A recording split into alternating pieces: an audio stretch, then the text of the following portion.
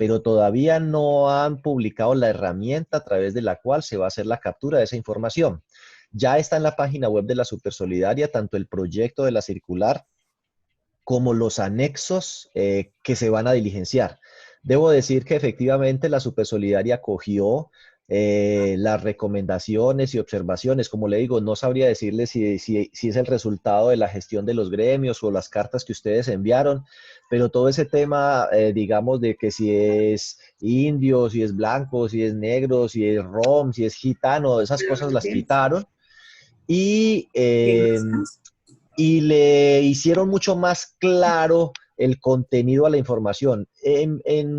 Personalmente, sigo creyendo que es mucha información, pero me parece que esta información sí es trabajable. O sea, siendo mucha, muchísima, me parece que al menos es mucho más clara qué es lo que necesitan, qué es lo que piden, porque pedían, la otra vez recordarán ustedes unos datos, que número de operaciones de recaudo de crédito durante el año y lo dividían en un poco de categorías. Esas cosas las aclararon y las hicieron mucho más accesibles. Entonces, pues, por lo menos para las cooperativas de ahorro y crédito que les va a tocar afrontar ese reporte este año, en noviembre, al menos mire, tiene julio la mitad, agosto, septiembre, octubre, 3 meses para empezar a recolectar una información que definitivamente es mucho más clara. Para lo que son los fondos de empleados, que es una gran cantidad de entidades del sector solidario, unas 1.300 entidades, son como un poco más de un tercio. Por redondear, hoy de cada 3 entidades del sector solidario que existen, una es fondo de empleados, a esa les toca para el año 2022, o sea que descansamos el resto del 2020, todo el 2021 y para el 2022 ya veremos.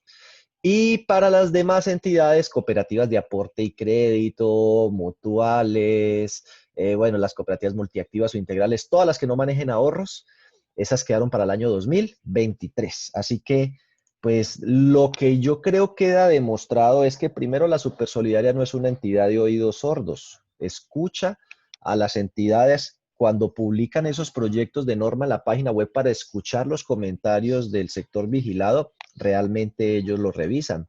Y además, pues entonces todo el tema, como le digo, tanto de los gremios como de las cartas que ustedes envían, funcionó. Eso para que descansen por el lado del balance social. Por el lado de el parche de reporte a la Supersolidaria, tengan presente que hay un nuevo parche de fecha 7 de julio del 2020 y seguramente más adelante, cuando ya tengan listo lo del balance social, si lo van a meter dentro del CICSES, va a haber otro parche. Pero este parche de julio del 2020 tiene dos objetivos centrales y por eso empiecen a hacer la información con tiempito para que no se vayan a enredar y cumplan con los plazos. Eh, el plazo, por ejemplo, de las cooperativas de ahorro y crédito o de las entidades de primer nivel de supervisión es el 20. Como el 20 de julio es festivo, pues la lógica es que el plazo se extiende hasta el 21.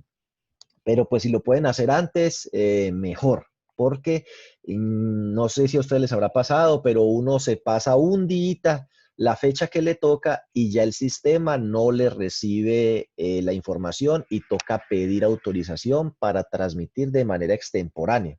Eso la primera vez, pues uno diría pasa, pero cuando se vuelve una conducta reiterativa o se mandan muchas veces reportes tardíos o no se envían, eso es causal de sanción y yo he visto unas sanciones muy onerosas por enviar esa información tardía, entonces hay que estar muy pendientes con eso.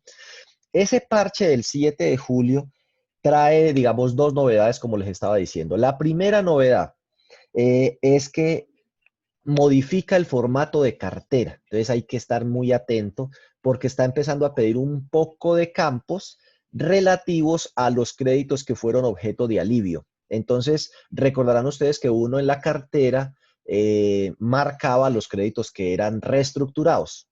En el plan de alivio, pues de lo que se trataba era de darle la posibilidad a la gente de que recibiera periodos de gracia, de que se le extendiera el plazo para el pago de los créditos sin tratarlos como reestructurados. Es decir, si la persona venía en A, sigue en A pesar de que puede llevar 3 meses sin pagar, no estaría en mora. ¿A dónde va el tema?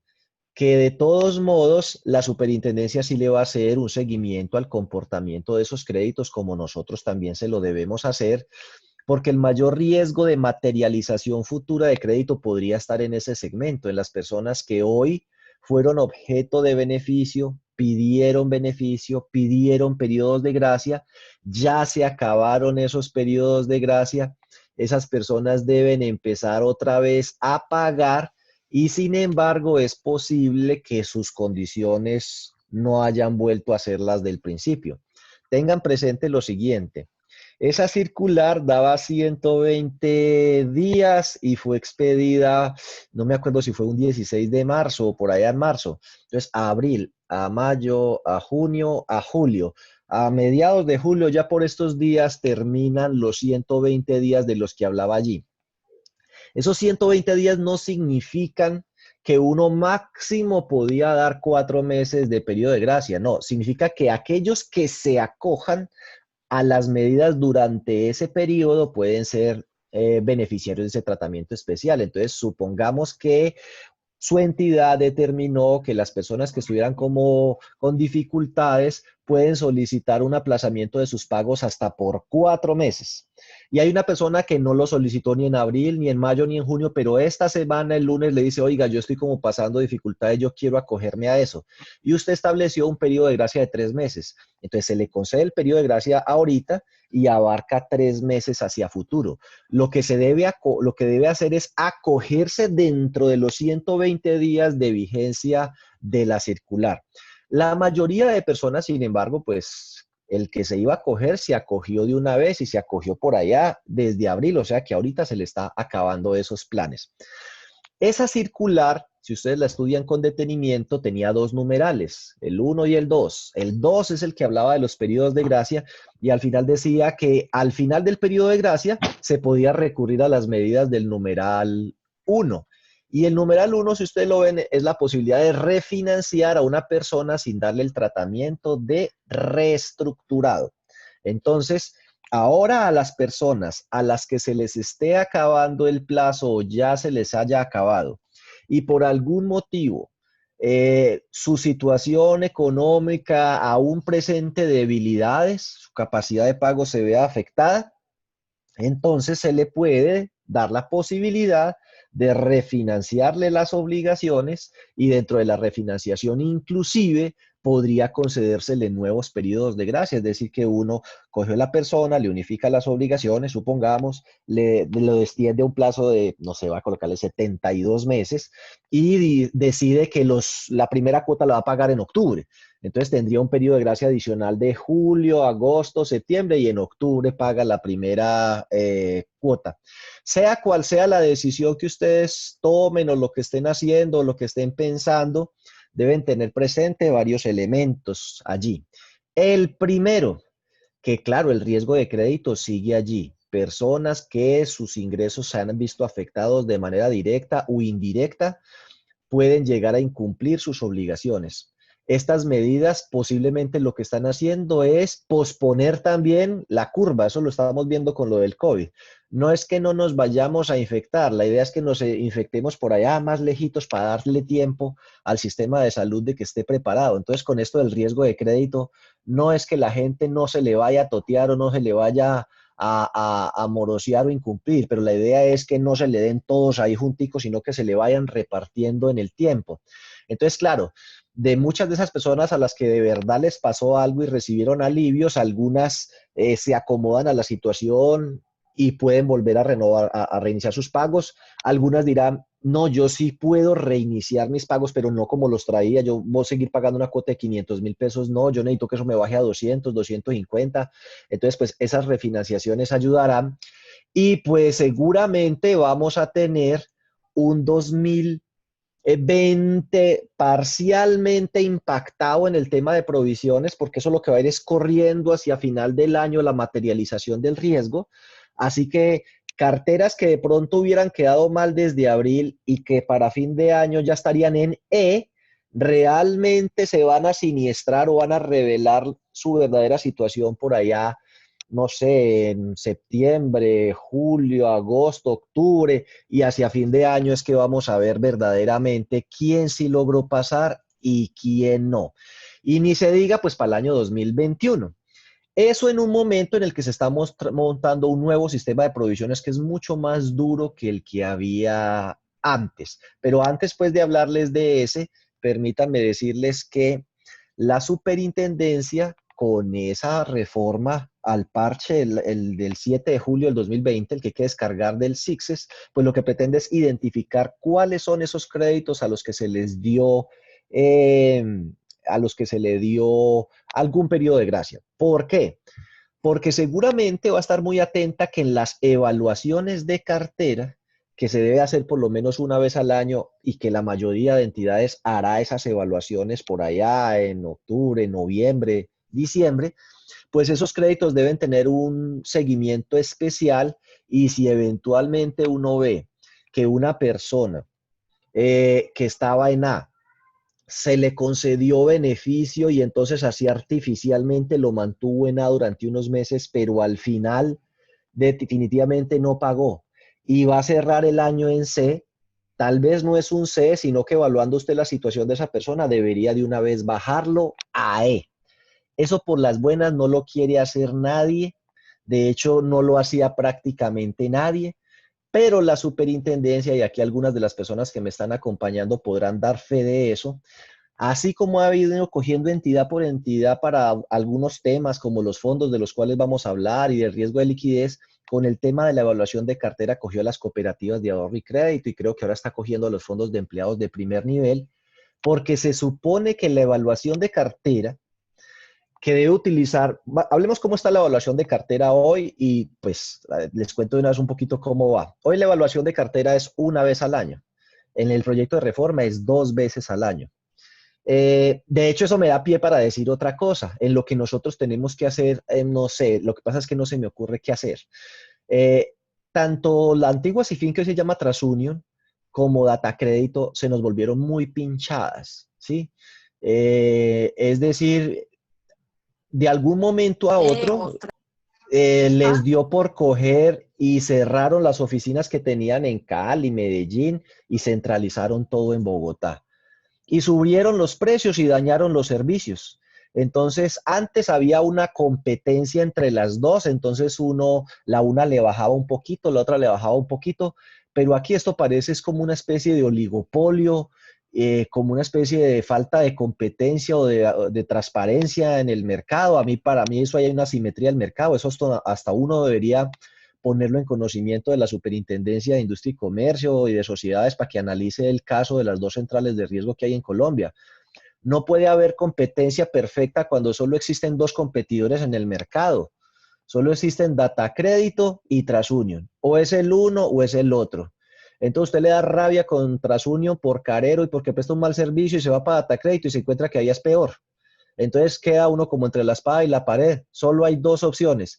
Y entonces, insisto que de manera muy curiosa, a mí me genera cierta suspicacia porque fue casi simultáneo. Las dos entidades subieron los precios, una cosa impresionante, y se fregó. ¿Y se fregó por qué? Porque como ellos saben que es obligatorio, sí, ellos no necesitan tener departamento comercial, tener departamento de ventas, porque el departamento comercial y el departamento de ventas de ellos son las propias superintendencias. Es obligatorio para prestar un crédito hacer la consulta a la central de riesgos. Es obligatorio reportar a la central de riesgos independientemente de la calificación. Hay que hacer una evaluación de cartera, hay que consultar a todos los deudores a la central de riesgo. Y ahora el proyecto de reforma, que entre otras cosas yo no estoy criticando el proyecto de reforma, me parece, pues tendrá sus cosas que mejorar. Yo no estoy en este momento, insisto, cuestionando o atacando la superintendencia por el tema de la evaluación de cartera, que debe tener la información de las centrales de riesgo. Estoy diciendo es que cuando uno mira, bueno, ¿y cuántas centrales de riesgo hay? Hay dos. Y esas dos subieron los precios, una cosa impresionante porque son entes privados y uno tiene que pagarles la platica, 5,000, 6,000, 7,000, 2,000 pesos por consulta y si le gusta bien, y si no también, porque si usted no hace la evaluación o hace la evaluación sin hacer la consulta, pues la superintendencia lo puede requerir, lo puede sancionar, porque es una obligación de carácter legal. No sé si me captan la idea, pero estamos en una situación muy compleja respecto a eso. Y me desvié hasta allá, porque estaba hablando de que en el nuevo parche hay unos nuevos campos para identificar allí los deudores que fueron objeto de alivio y seguramente lo que la superintendencia va a estar es muy atenta a qué tratamiento van a tener en las evaluaciones de cartera, por ejemplo, de noviembre, esos créditos a los que se concedió alivio, porque con esos créditos debería ser uno mucho más ácido. Es decir, el que se salvó, gracias a Dios. Pero si uno de los que usted le dio alivio entra en mora, uno debería decir, a este después de que le di 3 meses de periodo de gracia, lo reestructuré, le bajé las cuotas y de todas modas está en B o en mora de B. Entonces no debería ser B, tal vez debería bajarlo de una vez a E y la superintendencia tenga presente que tiene la facultad legal para ordenar recalificaciones de créditos. A mí ya me tocó con varias entidades este año, inclusive desde el año pasado, que la superintendencia les revisó la evaluación de cartera y les dijo, no, pero es que usted me tiene que recalificar gente ahí. ¿Cómo me va a decir usted que hace una evaluación de cartera con un poco de variables y con un poco de información y al final la evaluación de cartera queda igual que por altura de mora? Es decir, no recalifica ningún deudor. Lo que la superintendencia aspira es que el indicador de calidad de cartera por altura de mora sea 1, pero el de calidad de cartera sea peor. Me explico.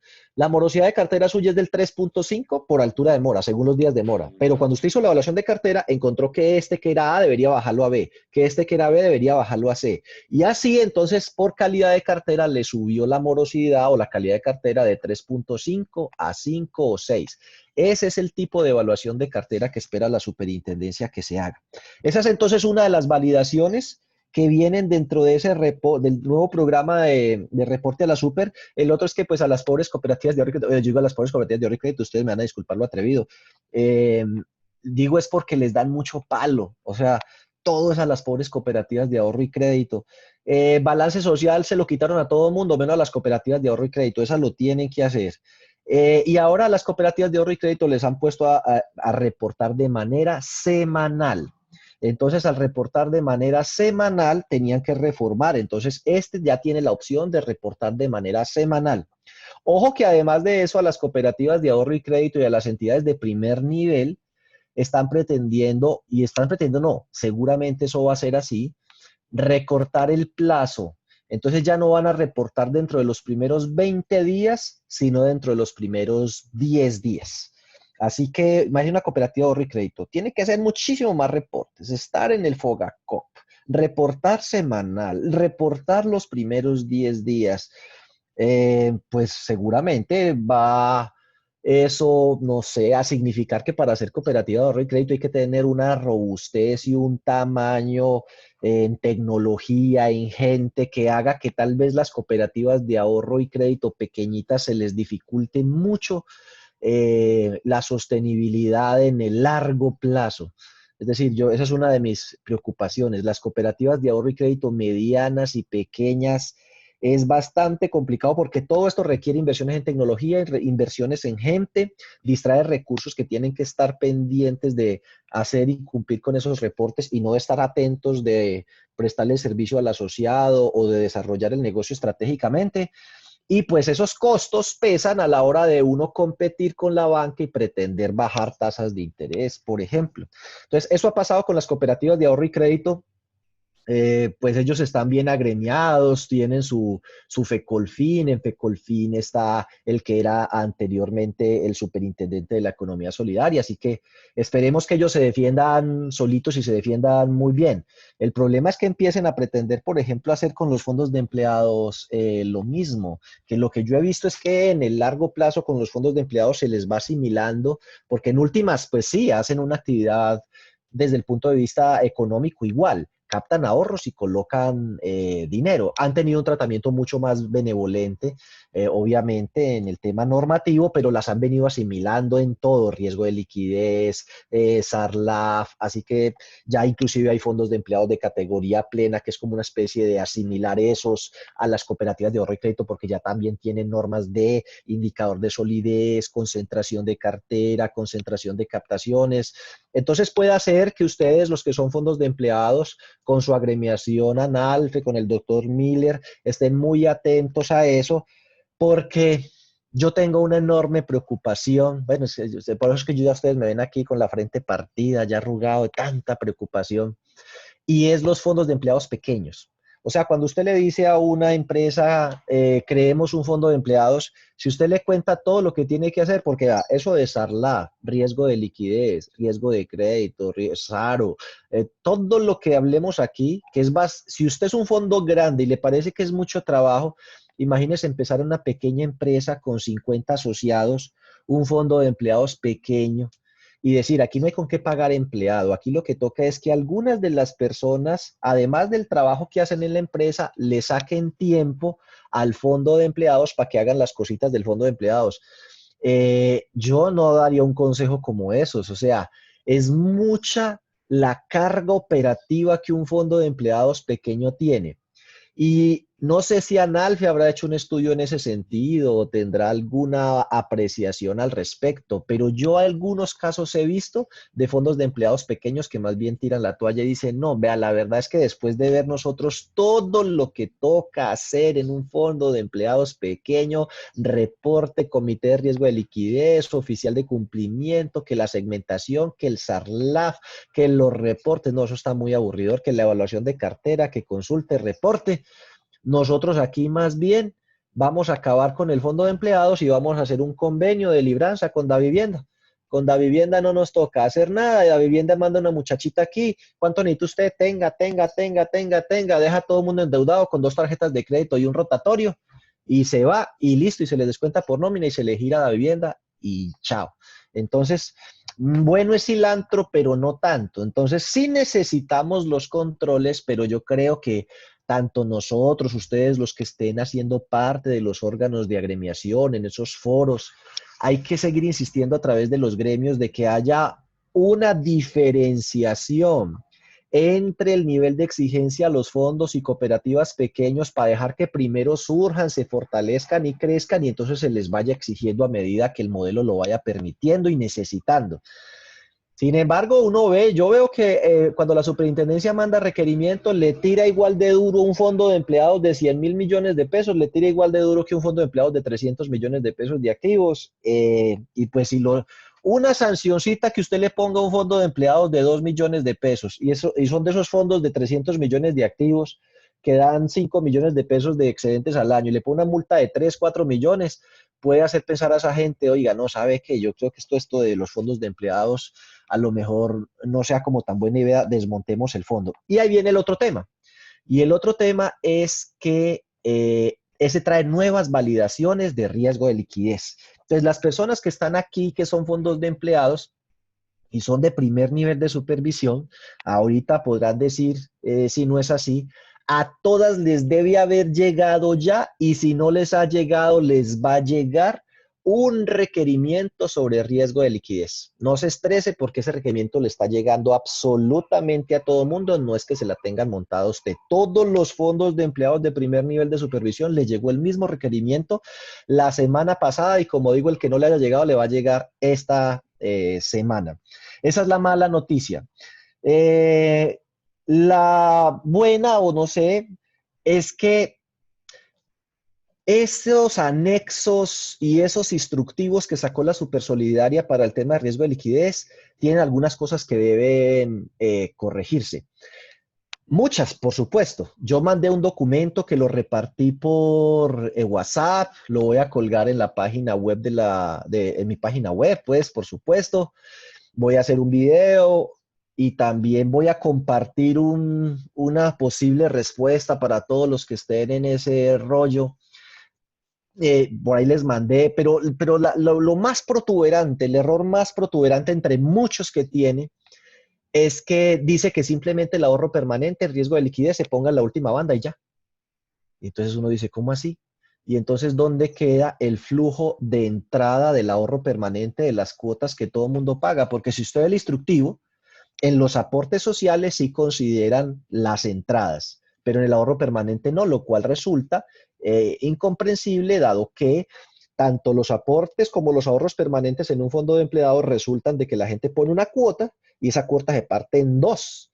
Y de hecho hay veces que el 90% de la cuota va para el ahorro permanente. Entonces yo pretendo medir el riesgo de liquidez. para lo cual necesito proyectar unos flujos contractuales. El ahorro permanente es un flujo contractual. Viene de una misma fuente que es el bolsillo del asociado, una cuota que estatutariamente está obligado a hacer. Aquí se parte en dos. Y en el ahorro, en el aporte sí lo puede tener en cuenta, pero en el ahorro no. Entonces, pues ahí sí estamos en problemas. Ese es un error protuberante que tienen que corregir porque tampoco están teniendo en cuenta los retiros del ahorro permanente dentro del flujo. El otro requerimiento que le tiene que estar llegando a todo mundo en este momento, pero no todo mundo, perdón, a todo el que tenga fondos mutuales. Le debe estar llegando un requerimiento porque la Supersolidaria sacó dizque una carta circular número 15. Inmediatamente que salió, pues yo puse un video y también hice unos comentarios respecto a la inconveniencia de esa posición de la superintendencia que dice que si usted tiene un fondo mutual, lo tiene por 300 millones, debe tener una plata ahí representada en el sector financiero disponible por 300 millones de pesos. Y a mí lo primero que se me vino a la cabeza pues fue Comeva.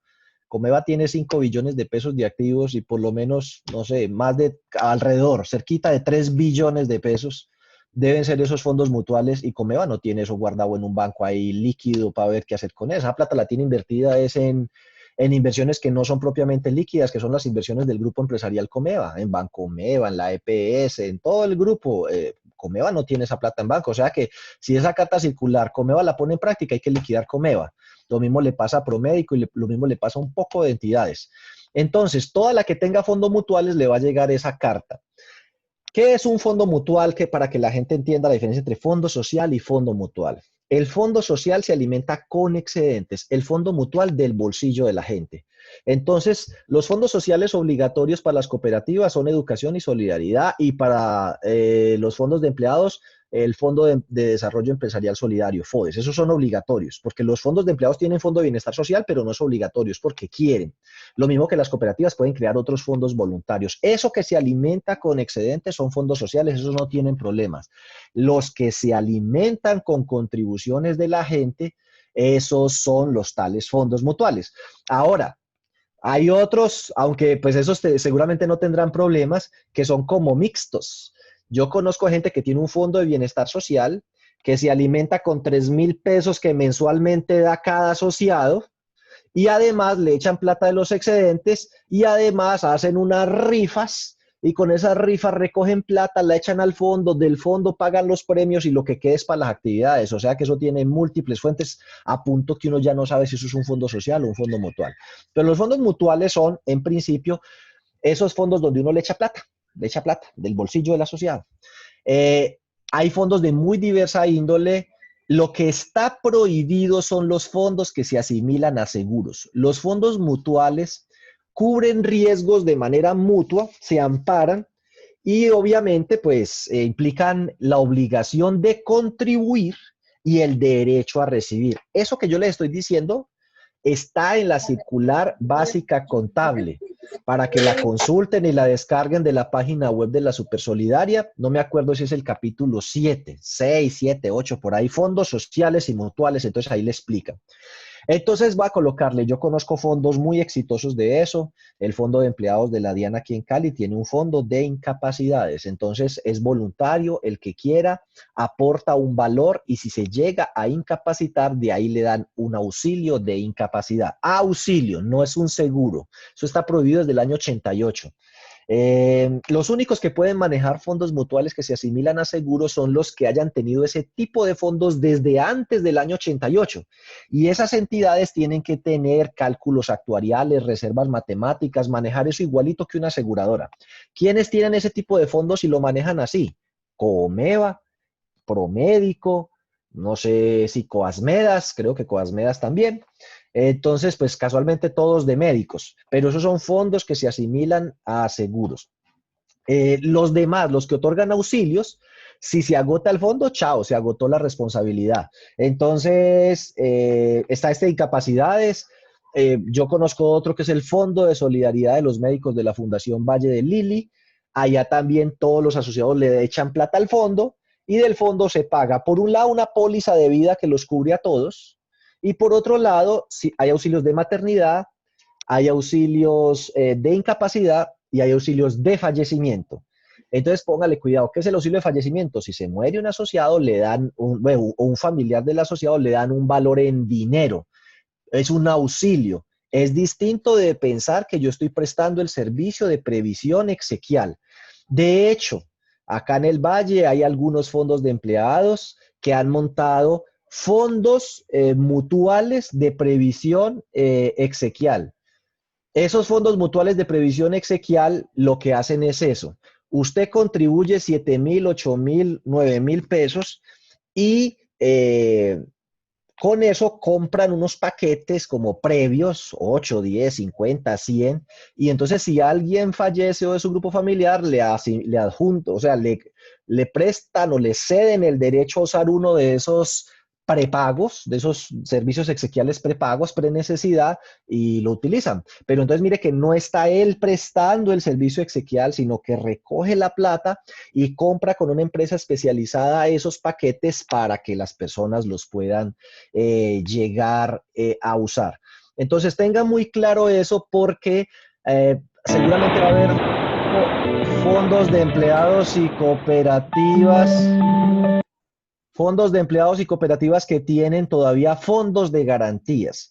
Los fondos de garantías era cuando uno le cobraba un pedacito del valor del crédito al asociado para no pedirle codeudor y si la persona no pagaba, de ahí se le cubría la deuda. Ese tipo de fondos la Supersolidaria los asimila a seguros y se considera una práctica no autorizada. Entonces, si en la respuesta usted confiesa el pecado, le van a decir que ese fondo lo tiene que desmontar, que lo tiene que acabar.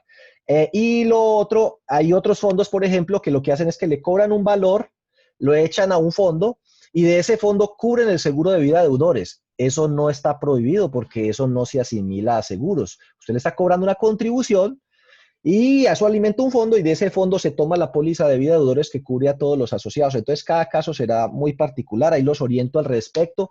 Tanto ANALFE como Confecop como ASCOP ha mandado cartas a la Supersolidaria sobre lo inconveniente, negativo y que digamos es una interpretación equivocada de la ley, decir que esos fondos mutuales tienen que estar representados en recursos en los bancos, porque esa es otra puñalada para el sector solidario, que diga que usted esa plata no la puede utilizar como capital de trabajo para prestar y que entonces usted simplemente vaya y guárdela al banco para que el banco con esa plata le haga más competencia. Bueno, no, y yo creo que esas eran las cosas que quería comentarles respecto a los requerimientos, los requerimientos que están llegando de riesgo de liquidez y de los fondos. Y pues voy a mirar por acá de pronto si hay algunas preguntas en el chat y las contesto y las personas que tengan alguna otra pregunta pueden ir activando y me van haciendo. Dice aquí, el fondo mutual se puede alimentar con un porcentaje sobre el saldo del crédito para auxiliar a los creditores que asumen deudas. Pues mire, siempre hay que hablar de auxilio, ¿no? A mí el tema de los fondos mutuales siempre me ha parecido una buena idea. El fondo ese de garantías. Yo en su momento diseñé fondos de ese estilo y me parecieron que eran mecanismos que funcionaban tan bien que precisamente por eso los prohibieron, porque seguramente resultaron ser una amenaza para las aseguradoras, porque estaba funcionando tan bien la cosa que dijeron quitémosles ese negocito, pero el fondo mutual de seguro de crédito o el fondo de garantías funcionaba muy bien.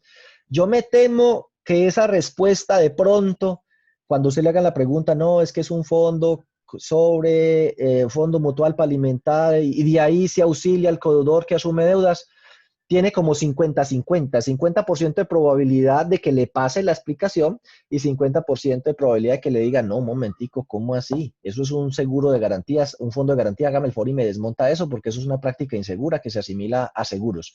Podría ser que a futuro, mire usted, pero no la quiero llegar a negativismo, ese podría ser porque habla de auxilio a los codeudores que asumen deudas, puede ser, o sea, por digo 50-50, pero tiene chance.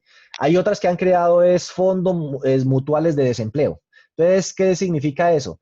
Imaginémonos que una persona no va a dar codeudor, sino que va a pagar un valor de su crédito, autoriza que se lo descuenten por escrito y contribuye un fondo del cual si alguien se llega a quedar sin empleo, le dan un auxilio de desempleo equivalente al valor de las 12 cuotas, 9 cuotas, lo que sea que establezca el reglamento. Entonces, ¿cómo opera eso?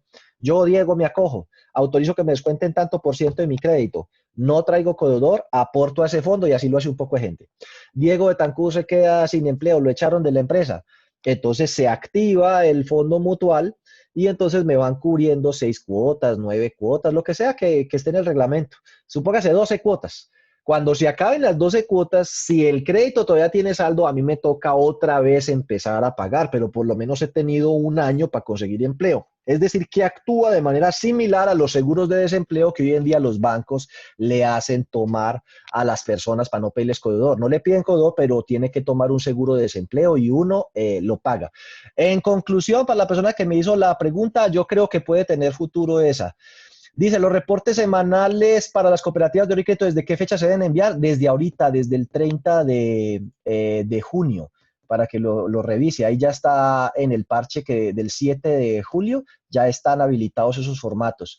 Dice, si se tiene un fondo pequeño donde los asociados aportan 2.500 para solidaridad en caso de que los asociados se incapaciten, fallezca o tenga una enfermedad, ¿eso es un fondo mutual? Entonces, ese es el que yo les decía que son fondos mixtos. A esta entidad puede que le escriban, puede que no, porque me dice un fondo pequeño. No sé si es un fondo de empleados o tiene un fondo pequeño. Entonces voy a colocarle todos los ejemplos. Si es un fondo de empleados que tiene un fondo de solidaridad, posiblemente no le escriban porque el fondo de solidaridad no está dentro del grupo de mutuales. O sea que a pesar de que lo está tratando como un mutual, no lo tiene presentado como mutual. Ahora, si usted es fondo de empleados o cooperativa, pero tiene un fondo y ese fondo lo tiene clasificado dentro del grupo de mutuales y aportan 2.500 pesos, pues claro, fondo donde uno aporte dinero es un fondo mutual y debería estar clasificado en el grupo de mutuales. Y ahí entonces le van a preguntar, pero ¿qué es lo que le quiero decir? Usted no está haciendo nada indebido. Es que no nos vamos a meter ahorita en la cabeza que es que tener fondos mutuales está prohibido. Lo que está equivocado de parte de la superintendencia, bueno, esa es mi tesis y la de los gremios, es exigir que la plata de su fondo mutual usted la tenga que tener representada en el banco. Es decir, casi que si usted tiene ese fondo pequeño de 2.500 pesos y que es para dar unos auxilios de solidaridad, que eso está bien y eso es un fondo mutual, y ese fondo tiene un saldo de 25 millones, usted me tiene que mostrar en qué cuenta tiene guardados los 25 millones de pesos. Es decir, usted no puede coger los 25 millones y utilizarlos, por ejemplo, como capital de trabajo para prestarle a los asociados. Es la tesis de la superintendencia, no la mía. Yo estoy en contra de esa tesis y creo que todos nos debemos oponer a esa tesis y la idea es que no, las personas pueden o las entidades pueden utilizar los recursos de los fondos mutuales como parte de su capital de trabajo. A ver qué otras preguntas hay por aquí. Espérate un momentico, a ver. Yo las miro aquí después de los buenos días. ¿En qué circular quedaron establecidas las fechas de reporte de balance social? Están en un proyecto de circular que está publicado en la página web de la Supersolidaria para que lo busque. Ahí está el proyecto de circular, que ellos siempre tienen que publicar primero el proyecto antes de la circular, y están otra vez los 3 anexos y en la circular habla de esas fechas. Para el caso de los alivios se creó una línea de crédito de emergencia. ¿Esto se debe reportar o solo es para que se les dio pedidos de gracia? La línea de crédito de emergencia es una línea de crédito normal. Lo que va a tener unos campos especiales que hay que marcar es a los que se les dio periodo de gracia o se les dio una refinanciación amparada dentro de la circular externa 11, es decir, la que tenía como propósito facilitar el pago de las obligaciones a las personas que con ocasión de la pandemia tuvieran dificultades para pagar. Entonces, a la persona que preguntó eso, línea de crédito de emergencia, esa es una línea normal. Lo que va a tener unos campos que hay que marcar en el formato de cartera es los que hayan tenido periodo de gracia o hayan sido refinanciados. Para los créditos con periodo de gracia se deben causar los intereses, sí.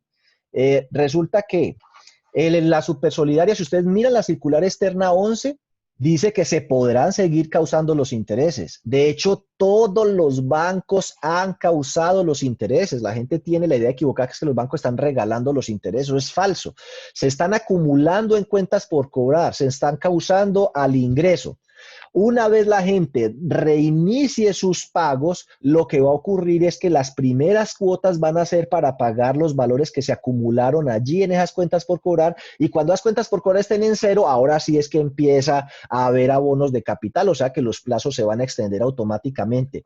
Me faltó mencionar esto y eso seguramente va a generar más presiones sobre nosotros, y es que el gobierno, la superintendencia financiera, sacó una vaina que llama Programa de Acompañamiento al Deudor, algo así, PAD, que da la posibilidad de que las entidades financieras lleguen a refinanciar y a darle soluciones mucho más agresivas y definitivas a los deudores con problemas una vez se acaben los periodos de gracia. Es decir, hagamos de cuenta que este es el plan de alivio segunda etapa y tienen como propósito que a la gente de una vez le refinancien a largo plazo, le bajen las cuotas, no le pueden subir los intereses, los que traen no se los pueden capitalizar. Es una cosa muy extraña, pero digamos que usted le dieron un periodo de gracia, tenía 10 millones de deuda al 1%, pasaron 4 meses y le acumularon 400,000 pesos de interés, o sea que hoy debe 10 millones y 400,000 pesos de intereses. Entonces lo que dice el gobierno es usted no puede coger los 10 millones 400, sumarlos y refinanciarle. No, usted puede coger los 10 millones y refinanciarle y llegar a algún arreglo para el pago de esos 400,000. O sea que el arreglo podría ser, vea, estos 10 millones me los va a empezar a pagar a 10 años al 0,95, la primera cuota me la paga dentro de 4 meses y estos 400,000 por de intereses que me debe hoy sin intereses me los empieza a pagar de primero con las primeras cuotas. Eso es todo ese programa de apoyo. Los bancos es más, siento yo, que es más la publicidad que han hecho que la realidad de qué tanto han ayudado a la gente, aunque seguramente ellos tendrán una opinión distinta a mía, porque la propia superintendencia, pues no sé, es que el sistema financiero en este país es tan poderoso que la superintendencia a veces parece más la oficina de prensa de los bancos que el ente que lo supervisa. Ahí salió la superintendencia mostrando todos los alivios que ha dado el sistema financiero. A mí eso, pero es una opinión muy personal, me pareció un poco vergonzoso, a mí. Porque el que debería estar haciendo eso es Asobancaria, sacando pecho y diciendo, mire todo lo que nosotros hemos hecho. Pero que el Estado salga a nombre del superintendente a defender la imagen y a lavarle la imagen a los bancos delante de todo el mundo, me pareció un poco curioso, pero es una opinión muy personal, ¿no? Pero ahí está la información en la página web de la Superfinanciera, es que de todos los alivios que han dado. Pero cuando uno habla con el ciudadano de pie o con el empresario, lo que le dicen a uno es muy distinto. El crédito está cerrado, no renuevan los cupos, no le prestan a la gente. Entonces, pues ahí sacó un nuevo anuncio de que viene un nuevo plan de alivios y no faltará entonces muchos asociados que se le vengan a los, a los fondos de empleo y cooperativas. Vean, los bancos van a sacar un segundo plan de alivios, ¿ustedes con qué van a salir? Entonces, nosotros podemos salir con muchas cosas, pero hasta ahora la superintendencia no ha sacado una nueva circular. Seguramente porque todavía está vigente la vieja. Es decir, la que sacó por ahí el 16 de marzo tiene vigencia creo que hasta esta semana. No se extrañen ustedes que a como se acabe este periodo, saquen una nueva circular porque regularmente la Supersolidaria pues homologa, imita o se mueve en línea también con lo que hace la Superfinanciera. Eso no es una crítica, está bien. Y entonces saque, oiga, las entidades que necesiten pueden sacar un plan de alivio ahora generalizado para los asociados, puede ser, pero hay que moverse con cuidado allí, a quién sí y a quién no, porque se los he dicho de mil modos y ojalá eso todos sus asociados lo conozcan. Al sistema financiero le han dado todo. Le dieron crédito, le bajaron la tasa de interés, el Banco de la República le amplió el plazo hasta 6 meses, les disminuyó el encaje bancario, el sector de economía severo no ha recibido ningún apoyo de parte del gobierno. Entonces, cualquier cosa que ustedes van a hacer, tienen que medir muy bien qué efectos tiene sobre la liquidez y sobre la rentabilidad. Así que eso de regalar intereses, descartado. Los intereses se tienen que causar. Obviamente, la persona que me hizo la pregunta, Olga María Escobar, si se han causado provisiones sobre créditos a los que se les ha dado periodos de gracia, esas provisiones las debe revertir, porque la circular externa lo que permitía era que a esas personas a las que se les dé periodo de gracia se les mantenga la calificación. Es decir, usted sigue con ellos en A y por ende no deberían tener provisión y sigue causando los intereses, solo que se acumulan en cuentas por cobrar. Aquí esto me pasó a mí también, Daniel Navia, el formato de distribución de excedentes que se envía después de la asamblea no lo está recibiendo, toca pedir autorización. Sí, qué bueno que los gremios mandaron una cartica sobre eso. Ahorita le escribimos a Confecop, a SCOP, yo no estoy me acuerdo ahorita, a Analfe, porque claro, el programa es un programa que está automático, entonces él dice, si las asambleas son en marzo, a más tardar al 30 de abril me tienen que haber llegado todos los formatos de distribución de excedentes. Recuerden que uno manda los estados financieros de fin de año, pero el de excedentes, uno vuelve y entra a diciembre y genera el de excedentes, pero después de que ha pasado la asamblea, y manda ese formato solito. O sea, uno no puede mandar el formato de distribución de excedentes en diciembre porque todavía no sabe cómo lo va a generar. Y tampoco lo busquen en marzo porque ahí no está. Eso se busca dentro de diciembre. Y dentro de diciembre se genera el formático y se envía. Pero ahorita que cómo llega, te rebota. Dice, no, este formato está extemporáneo, pida autorización. Entonces, una jartera, la supersolidaria se va a llenar de 3.000 solicitudes de autorización extemporáneo. La superintendencia debería levantar esa restricción temporalmente para que todas las entidades manden su formato de distribución de excedentes, dado que muchas hicieron la asamblea de manera extemporánea. Hasta esta semana todavía había gente haciendo asambleas y habrá gente que no la ha hecho para poder reportar ese formato. Muy buena observación. Entonces, ¿cómo afecta la ley de borrón y cuenta nueva? La ley de borrón y cuenta nueva lo puede afectar o lo puede beneficiar. Yo le veo las siguientes ventajas. Usted puede sacar una línea para esos asociados que usted los tiene con descuento de nómina, que a usted le pagan, que usted lo tiene como buen asociados, pero que tienen ese mal reporte en la central de riesgos y darle la opción de que utilice ese dinero para arreglar ese asunto, porque toda persona que pague en los próximos 12 meses lo tienen que sacar de ahí. Así que puede ser una muy buena oportunidad para un asociado ir al banco y decir, vea, yo hace muchos años que tuve una dificultad, me quedé sin empleo, les quedé viendo como 10 millones, esa cartera está castigada, eso con intereses que son como 20, pero vea, a mí el fondo me presta 5 millones no más para esa vaina. Entonces vengo a hacerles una oferta, 5 millones de pesos y dejamos eso así. Y si el banco le llega a coger la caña, que es muy probable que lo haga, le diga, pase para acá los 5 millones, usted va, paga los 5 millones y lo sacaron y arranca una nueva vida crediticia. Así que yo lo veo como una oportunidad para el sector solidario, en la medida en que pueda ayudarle a muchos asociados que por algún motivo tuvieron en el pasado una situación que los llevó a incumplir sus obligaciones, a que paguen y otra vez queden saneados en la central de riesgo. Obviamente a aquellas personas que no es que consuetudinariamente tienen un hábito de pago negativo, o sea, es gente que no paga ni dándole con qué, esa gente que es mala paga de por sí, que eso se ve y se sabe, no se lo vaya a hacer. Yo digo es gente que tuvo problemas, se quedó sin empleo, una enfermedad, una calamidad, un divorcio, cualquiera de esas cosas puede afectar la situación económica de una persona y por eso se incumplió. Entonces, esta es la oportunidad de restituirse. Pero si hay una persona que lo que es tramposa, que le dan una tarjeta de crédito, la llena, la copa y no paga y ya se acostumbró a eso, ni por el berraco, déjelo así. El peligro para nosotros a futuro es que hubiese muchas personas tramposas que se peguen de la ley de borrón y cuenta nueva para aparecer como sepulcros blanqueados y después se vengan para nosotros a decirnos que le prestemos plata, pero yo no creo que eso sea tan probable. Dice, consultar sobre los requerimientos de la super sobre fondos mutuales, eso ya lo hablé. Hay que esperar sobre los nuevos periodos de gracia a la Supersolidaria. Sí, yo creo que sí, es posible que saque algo próximamente en línea con lo que sacó la Superfinanciera. Yo les aviso, esperaremos. Recuerden que nos vamos a estar viendo todos los lunes. Para evaluación de cartera se usarán modelos Logid o Provid o más robustos.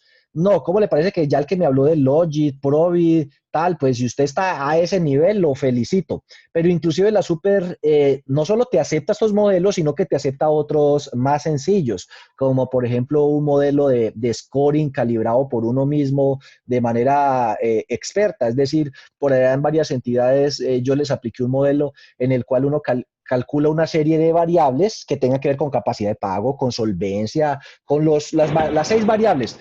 Una evaluación de cartera. Tu hogar es el lugar más seguro en estos momentos. Una evaluación de cartera completa debe incluir indicadores de capacidad de pago, de solvencia, de hábitos de pago, número de reestructuraciones, se me olvidó el otro, y bueno, y servicio de la deuda. Pero entonces eso hay varias variables que pueden ayudar a medir eso. Y esas variables uno las puede crear en un scoring y decir que si la variable se comporta entre tal y tal, entre tal y tal, por ejemplo, capacidad de pago, carga financiera o endeudamiento más fácil. Toda la deuda, todo lo que le aparece en la central de riesgos más lo mío, dividido su nivel de ingresos. Entonces eso da un indicador en veces. Entonces debe 10 veces sus ingresos, 15, 20, 30 veces sus ingresos. Entonces uno lo organiza por tablas. El que deba menos de 10 veces le pongo 5 puntos. Entre 10 y 15 veces 4, entre 15 y 20 3, entre 20 y 25 2, entre 25 y 30 1 y más de 30 0. Entendiendo que 5 es el riesgo más bajo y 0 es el riesgo más alto. Y hace uno eso con todas las variables y las pondera. Y haya un puntaje final. Lo que hay que es definir, ¿y qué hago con ese puntaje final? ¿Cuál es la política de recalificación? Entonces uno puede llegar y decir, bueno, deudores que no tengan garantía admisible y su valor de descubierto sea superior a tanto y en la calificación hayan sacado menos de tanto, y estén en mora, se rodarán un nivel. Entonces digamos que una persona está en B, tiene un valor descubierto superior a 2 millones de pesos y en la calificación, en una escala de 0 a 5, sacó 1, o sea que es de riesgo altísimo. Entonces uno dice, eso los vamos a bajar de B a C. Eso es lo que es una política de recalificación, pero pues estos modelos de Logi, Provid y eso también sirven para el tema de evaluación de cartera. Dice, está bien aplicar el periodo de gracia como si fuera un nuevo crédito. Eso es realmente no un periodo de gracia. Lo que usted está haciendo ahí es una refinanciación. Esa era la segunda opción que permitía la circular externa 11, o sea que no hay ningún problema.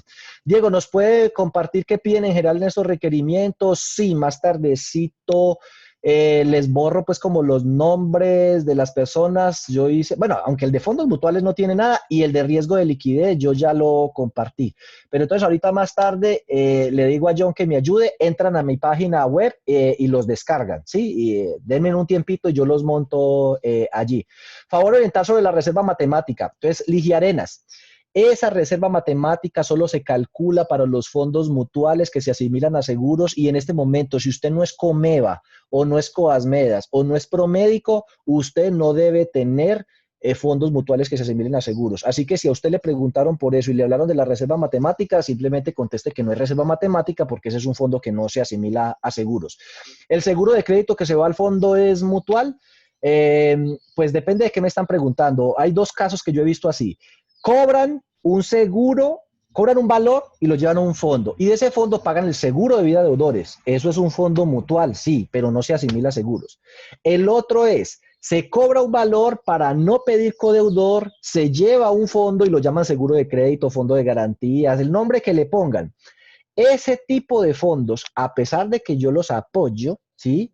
La superintendencia considera que ese fondo sí se asimila a seguros y es una práctica indebida. Entonces, pues ahí usted está que estar muy atento a cuál va a ser la respuesta que va a dar, porque si eso es lo que usted tiene, un fondo de garantías, cuando conteste, es posible que después le vuelvan a decirle que ese fondo lo tiene que desmontar, porque yo lo he visto en varias partes, pero en ese momento, pues uno mira cómo lo cambia y lo convierte, por ejemplo, en un fondo para auxilios de desempleo, donde le cubre las cuotas con un auxilio que usted le otorga, pero no es un fondo de garantías. El fondo se puede alimentar con un porcentaje, a eso ya lo contesté.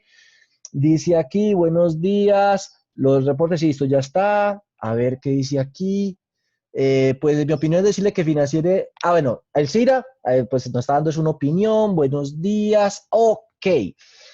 La pérdida esperada, para el cálculo de la pérdida esperada. Entonces, bueno, ahí de una vez voy a aprovechar para hacerles la publicidad. Ahí seguramente ustedes están viendo u observando en mi pantalla. Nosotros el 17 y el 24 de julio tenemos un taller de pérdida esperada. Lamentablemente, hasta el momento tenemos poquitos inscritos, así que por favor no se lo pierda. Este es el futuro del cálculo de las provisiones. La gente tiene que saber qué le viene pierna arriba. Va a ser muy bueno. Ustedes ya saben cómo son los talleres de nosotros. Los talleres de nosotros, más que mera carreta, tienen siempre un elemento práctico importante.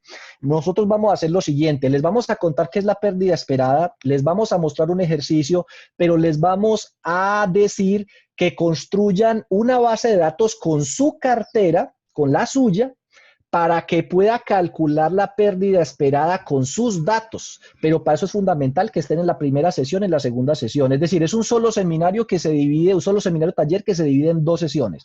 En la del 17 les vamos a contar cómo es la pérdida esperada y se las vamos a enseñar a calcular, les vamos a contar todo el tema de riesgo de crédito SARC. Y ahí le vamos a decir, vea, le vamos a entregar el modelo. Traiga su base de datos de cartera con estas columnas y con esta información y en el taller del 24 calcule la pérdida esperada de su entidad. Estas vainas yo tengo mucha programación, así que no repiten. Por ejemplo, nosotros hicimos el taller de riesgo de liquidez, de riesgo de no sé qué. Y hay mucha gente, yo no pude estar en ese taller. Y pues para mí queda muy difícil como estar haciendo tallercitos por puchitos. Entonces, si usted está interesado en SARC, en todo este tema de pérdida esperada, provisiones, qué es lo que cambie, sus fechas son 17 y 24 de julio, porque ya en agosto vamos a trabajar es el tema de otorgamiento, campañas post-pandemia, es decir, ya tenemos que irnos preparando para el después de la pandemia, no nos vamos a quedar en pandemia toda la vida. La nueva realidad, la nueva normalidad implica nuevos riesgos, pero tenemos que salir reconociendo esos riesgos otra vez a prestar dinero y a reactivar el tema. Entonces, ese va a ser el tema de agosto. En septiembre va a ser el tema de evaluación de cartera, el que me estaba preguntando por Logic, COVID, no sé qué. La propuesta metodológica que nosotros tenemos de cómo hacer la evaluación de cartera con el lleno de los requisitos de la super y establecer una política de recalificación, ese es el evento de septiembre. Y el de insolvencia, que va a ser la nueva pandemia, es para octubre porque va a ver usted la cantidad de gente que se va a tener que declarar insolvente. Estamos hablando de que cuando salgamos de esto, el nivel de desempleo en Colombia va a ser del 25%, así que va a haber cantidad de gente que les declare en insolvencia. Entonces, a la persona que me preguntó eso, que le agradezco enormemente porque me dio pie o espacio para recordarles lo del evento, arrancamos este viernes, 17 y 24. Johncito, si usted me puede, ayúdenme ahí, colóqueles en el chat el formulario de inscripción. Ahí vamos a ver el tema, pero no se deben usar Logic, Provi, o Machine Learning. El que me está hablando de eso, que es Edgar Barcas, él tiene que tener un conocimiento del berraco, no solo de riesgo de crédito, sino del tema de econometría. Lo felicito. ¿A dónde va el tema? La dice aficionada, luego para... Edgar, la circular... Ni por eso, o sea, a mí me da mucho... Ayúdame ahí con el micrófono. Edgar, te voy a decir lo que pasó con la superfinanciera en su momento. Y eso va a pasar con nosotros. La circular dice que usted puede proponer modelos diferentes al de pérdida esperada que te están dando allí. Puede proponerlos. ¿Qué pasó con la superfinanciera? Los bancos salieron como locos a contratar asesores, econometristas, se gastaron un viajado de plata, montaron unos modelos los hijuemadres, pero resulta que si el modelo que usted monte no es peor que el de ellos, no sirve. Es decir, usted me tiene que decir, vea, con lo que yo hago, que eso es lo que va a pasar, las provisiones se van por lo menos a duplicar, para que se van preparando, solo que van a dar como 3 años para llenar la brecha. Pero que usted diga, en el modelo viejo daba 100 millones de provisión. Con el modelo que propone la Supersolidaria en el anexo 2, da 200. Pero en el que yo quiero montar, da 250. Déjeme montar ese. De una le dicen que sí. Pero si usted me sale con un modelo y me dice, el modelo de la Super hoy da 100 millones. El que están proponiendo de pérdida esperada da 200. Pero yo tengo un Provid, un Learning Machine, lo que sea, que me da 150. Le dicen, no, no sirve. Como mínimo le tiene que dar las provisiones que tenemos ahorita. O sea que ya... Dice aquí, si nos llegó un requerimiento sobre el fondo mutual y no tenemos una cuenta específica en la que estén invertidos esos recursos, ¿qué podemos responder? Entonces, mi respuesta es, tomen la información de las respuestas que dio ANALFE, que dio Confecop, que dio ASCOP, y usted diga que usted considera que la que está equivocada en eso es la superintendencia, ¿sí? Que esos recursos no tiene por qué tenerlos en ningún fondo, que usted no maneja, entonces primero, la plata usted no la tiene por qué tener en un banco o representada en ningún fondo, primer asunto. Segundo, usted no tiene por qué tener reserva matemática porque usted no maneja un fondo que se asimile a seguros, porque si lo hace, entre otras cosas, está violando la ley porque está prohibido desde el año 88.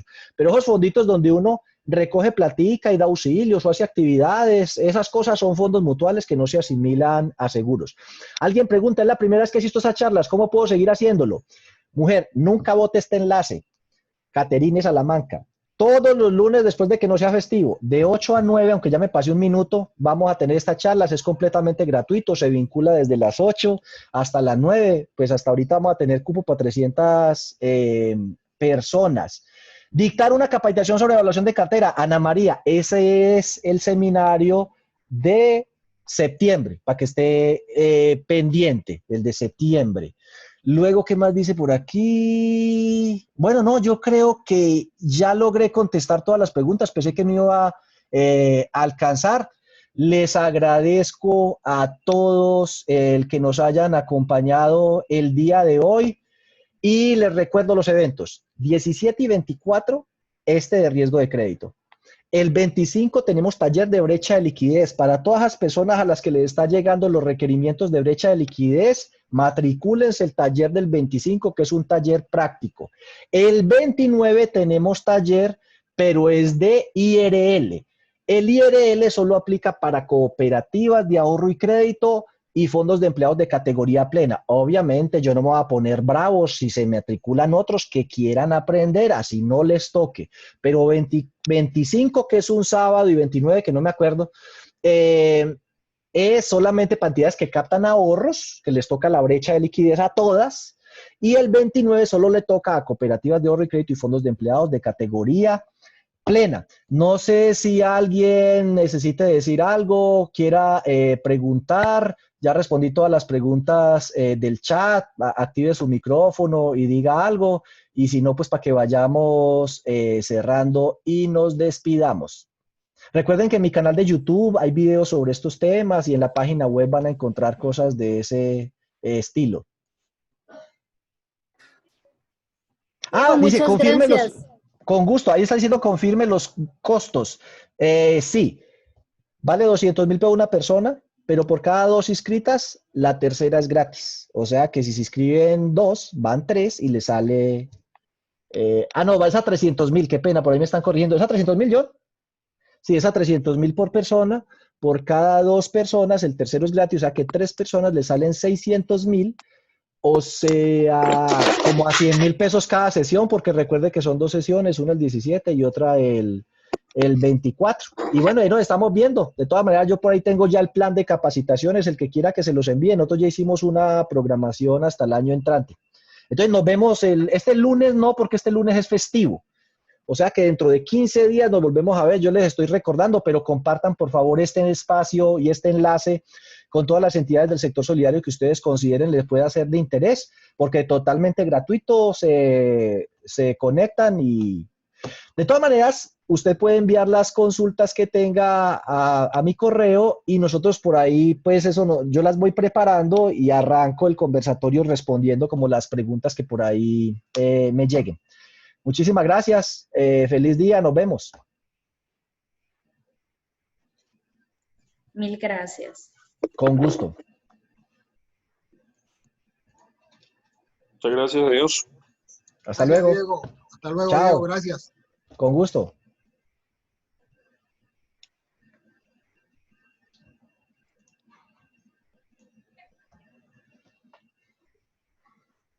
Mil gracias, Dieguito. Hasta luego, doctora. Hasta luego, muchas gracias. Hasta luego. Con gusto. Muchas gracias, muy buena la charla. Ok, me alegra. Nos vemos. Muchas gracias, Dios lo bendiga. Muy buena la charla.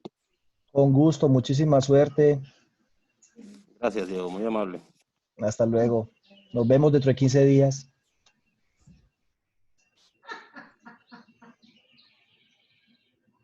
Gracias, Diego. Muy buena la charla. Ok, con gusto. Hasta luego.